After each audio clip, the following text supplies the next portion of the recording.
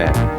지난번 내용에 이어서 또 하이프 시술에 대해서 설명을 해드릴까 합니다. 사실 하이프 시술에서 할 이야기가 굉장히 많습니다. 워낙 다양한 환자들과 또 워낙 다양한 케이스들, 이런 것들이 다 다양하기 때문에 환자 한 명마다 다른 어떤 치료 스케줄과 다른 결과가 나올 수가 있습니다. 그래서 일단 저희 병원에 오셔서 하이프 상담을 하시고 나면 이제 항상 궁금해 하시는 게 있어요. 이게 이제 약간 겁을 내시는 분들이 있어서 어떻게 시술 과정이 되나요? 물어보시는 분들 대부분 그런 건 느끼겠지만 수술방에 대한 공포가 있지 않습니까? 그죠? 그래서 시술실도 그런 느낌이 아닐까라고 굉장히 걱정하시는 분들이 있는데, 아까 앞에 강의 때 보셔서 알겠지만은 그 배경에 있던 장비가 저희들이 사용하고 있는 하이프 장비고, 지금 제 강의하고 있는 공간도 지금 하이프 시술하는 공간입니다. 수술실과 같지 않은 편안한 공간이기 때문에 일단 그런 거에 대한 공포감은 여러분들이 없어도 됩니다. 장비에 따라서 조금 차이는 있습니다. 뭐 수술 시간도 좀 차이 나는 경우가 있고 자세도 좀 차이 나는 경우가 있는데, 저희 병원의 장비에 대해서 먼저 설명을 드리자면 수면 마취를 할 수도 있기 때문에 금식을 하셔야 되고 방광을 좀 채워서 오라고 하는 경우가 많습니다. 침대에 그냥 반듯하게 누워만 있으면 됩니다. 누워 있고 저희들이 자세를 잡아서 치료할 포인트를, 위치를 이제 초음파를 보면서 가이드를 하게 되고, 그냥 환자는 뭐 특별하게 힘든 자세나 이런 건 전혀 없습니다.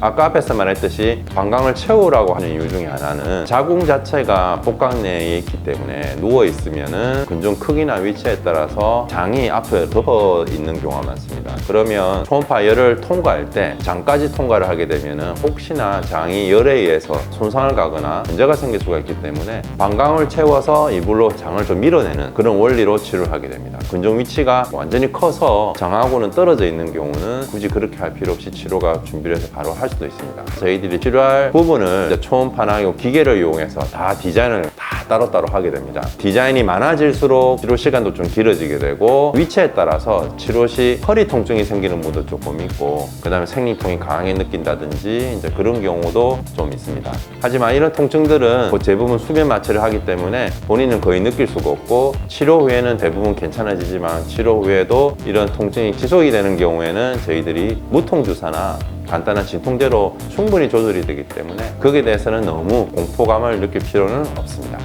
그리고 치료 전에는 저희들이 이제 조영제를 사용해서 병변 부위에 혈관이라든지 혈류량이 얼마나 많이 발달되어 있는지 확인을 하게 되고, 치료가 끝나고 나면 치료 효과에 대해서 저희들이 바로 조영제를 써서 얼만큼 치료가 돼서 혈류가 차단이 되었고 혈관이 다 잡혔는지를 확인하게 됩니다. 확인을 해서 이제 치료 결과를 나중에 환자들한테 설명을 해드리게 되는데, 간혹 치료가 생각했던 것보다 덜 된 경우에는 그 자리에서 한 번 더 치료를 다시 하는 경우도 있고, 아니면 상태에 따라서 한 2-3개월 지나서 한 번 더 치료를 재시술을 하는 경우도 있습니다. 이런 것들이 환자마다 근종 크기나 위치나 컨디션에 따라서 다 달라지기 때문에 그런 부분들을 여러분들 잘 고려하시길 바랍니다.